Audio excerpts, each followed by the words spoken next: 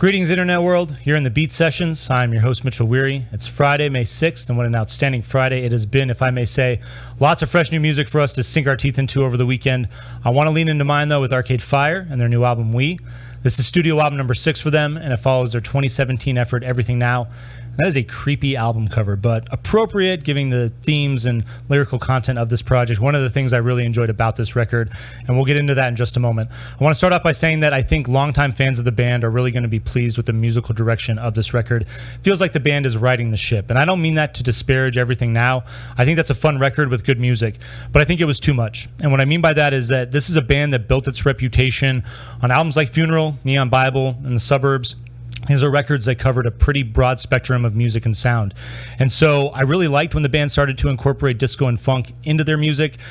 We get a little bit of it on The Suburbs, a lot of it on Reflector, but I think to the detriment of Everything Now. It was just too much, to the tune of we lost all that other good signature stuff that we love about Arcade Fire on that record. So again, while I think the music on that album is fun and certainly lends a lot of energy to their live performance, it's great that they're bringing Nigel Godrich aboard to help them get back to basics, help them get back to that foundation that they built their reputation on. And We is a fun exploration of a lot of different music, and I'm really pleased with it. This record as well, there's a lot that reminds me of Funeral as far as the 10 tracks.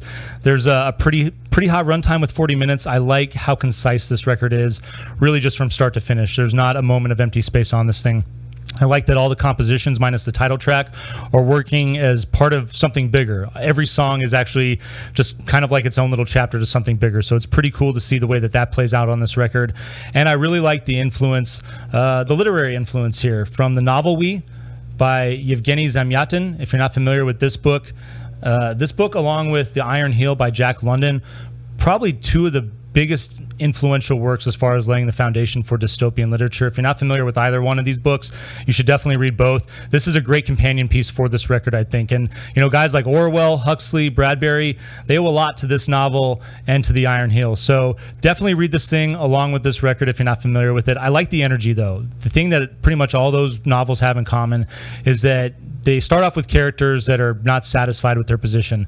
There's just a bleak condition of life that they're trying to overcome. And so what I dig is that these characters ultimately create their own purpose, even in the darkest of times, even when things seem really hopeless. These characters are still finding purpose. And, these novels don't always necessarily end well, but the influence, the impact that these characters go on to have is very lasting. So I like the energy of this record, given the last 3 years. This record started before COVID, but when Butler talks about how, oftentimes like living in the midst of something, it's like we're just catching hold of it. And it's really interesting to listen to him speak about the development of this album and the way it came to be during the time that it did. But I really like the way that this thing doesn't feel like a COVID album. I've talked about it before on the channel. I think it's really important. And so I think that, even before COVID, the feelings of angst and anxiety that people, often feel, especially in the modern world, social media, all these things are captured by this record. But I like the way that the record moves towards a positive outlook and overcoming all that. So kudos to Win Butler and company for this effort. And as a literary guy, I really like what's going on here with the influence of this book.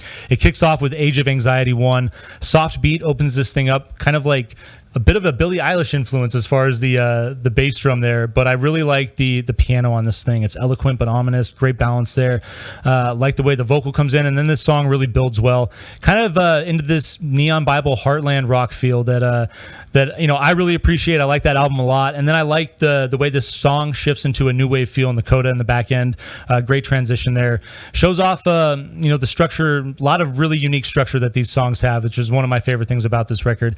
Age of Anxiety 2 is your second song. It's in parentheses Rabbit Hole. I like the piano and the vocal intro on this thing. The notes are just suspended beautifully in the song, and then the noise starts to the music starts to build around those notes, and there's more and more, and then it just transitions into this energetic disco funk thing, and the energy is amazing. The coda especially, you get a little bit of that like 70s disco electric feel, kind of reminds me of Diana Ross. And I was a little nervous at this moment in the record, because while I liked the song, I was hoping that sound would not overtake, and it does not. This thing leads into Prelude. That's your third track. That's exactly what that is. And then you get End of the Empire, parts 1 through 3. And this might be one of the coolest things, including part 4, that Arcade Fire's ever done. I really like this composition. The orchestration is just absolutely beautiful on this music. I love the slow build. You get this classic pop feel. And, I was really pleased at this moment, especially after that disco banger of Age of Anxiety 2.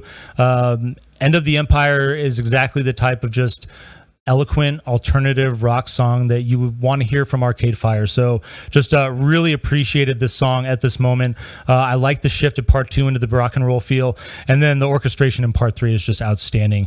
Part 4, great transition between the tracks there. Piano intro with a vocal element, and then I like the saxophone, the way that comes in, just a mild jazz influence there. Great instrumentation when this thing kicks in. But what I really like about the track is that it shows some restraint. I think that is another criticism that I have of Arcade Fire on the last 2 records, is just going too big and not knowing when to hold back a little bit. And I really like that about this record, this particular song as well. There's a lot of moments where Arcade Fire is demonstrating that to the benefit of these tracks, and I really appreciate that. Then this thing, we're gonna flip it over. You get The Lightning Part 1. It's got this prog rock intro, bright melody, great acoustic vibe. I really like the way the acoustic grid drives this song, and very unique feel. Leads into The Lightning 2, which another great transition between those 2 tracks. And I really like the Springsteen feel of this song. It's got influences of punk rock, glam rock, definitely some feeling of David Bowie, Iggy Pop on this track. I love that energy. I love when Arcade Fire goes there as well. They've had moments throughout their career where they do that. This thing leads into Unconditional 1, Lookout Kid, which I like the breezy acoustic riff. This thing, it opens up into this upbeat, jaunty light rocker, and then a great thick bass tone once the bass comes in. I like the orchestration when that it comes into the song as well. Really nicely done there. And then you get Unconditional 2, which features Peter Gabriel. Pretty cool there. It's got this gothic post-punk feel. It feels like the band is just dialing into their inner Depeche Mode, which I don't mind at all. Makes for a great penultimate track.